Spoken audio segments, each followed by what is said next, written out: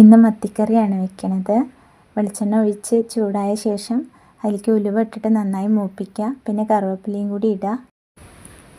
ചെറിയ ഉള്ളി ഒരു 10 നെടുകെ കീറിയതും വലിയ ഉള്ളി ഒരു വലുത് ചെറുതായി അരിഞ്ഞതും 2 പച്ചമുളക് ചെറുതായി അരിഞ്ഞതും 1 ടീസ്പൂൺ വെളുത്തുള്ളി ചതച്ചതും 1 ടീസ്പൂൺ ഇഞ്ചി ചതച്ചതുമാണ് ഇടുന്നത്. ഈ വലിയ ഉള്ളിക്ക് പകരം വേണമെങ്കിൽ നമുക്ക് ചെറിയ ഉള്ളി ചേർക്കാം. നല്ല ടേസ്റ്റ് ഉണ്ടാവും കേട്ടോ. ഇത് നന്നായി വഴറ്റി വന്ന ശേഷം നമ്മളതിലേക്ക് പൊടികളാണ് ചേർക്കുന്നത്. ആദ്യം നമ്മൾ മുളക് പൊടിയാണ് ചേർക്കുന്നത്. ഇതിൽ കാശ്മീരി മുളക് പൊടി 2 ടീസ്പൂൺ ചേർത്തിട്ടുണ്ട്. പിന്നെ എരിവുള്ള മുളക് പൊടി 1 ടീസ്പൂണ്. അതിനുശേഷം 1/4 ടീസ്പൂൺ മഞ്ഞൾപ്പൊടി, 2 ടീസ്പൂണില്ല ചെറിയ സ്പൂണിന് 2 സ്പൂണ് മല്ലിപ്പൊടിയാണ് ചേർക്കുന്നത്.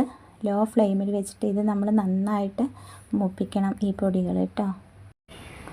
നന്നായിട്ട് മൂത്ത ശേഷം നമ്മളൊരു തക്കാളി അരച്ച് വെച്ചിട്ടുണ്ട്. ആ തക്കാളിയുടെ പേസ്റ്റ് നമ്മൾ ഇതിലേക്ക് ഒഴിച്ചു കൊടുക്കണം. എന്നിട്ട് നന്നായിട്ട് ഒന്നും കൂടി വഴറ്റിയ ശേഷം നമ്മൾ കുറച്ച് ഇളം ചൂടുള്ള വെള്ളമാണ് ചേർത്ത് കൊടുക്കുന്നത്.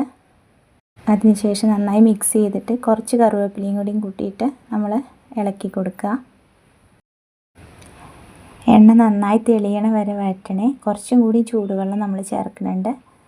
അതിനുശേഷം കുറച്ച് കറിവേപ്പിലയും ചേർത്തിട്ട് ഒരു നാരങ്ങ വലുപ്പത്തിലുള്ള പുളി നമ്മൾ പിഴിഞ്ഞ് വെച്ചിട്ടുണ്ട്. അതും കൂടി ചേർത്തിട്ട് ഉപ്പിട്ടിട്ട് നമ്മൾ അടച്ച് വെച്ച് നന്നായി തിളച്ച് വന്ന ശേഷം 250 ഗ്രാം മത്തിയാണ് അതിലേക്ക് ഇടുന്നത്.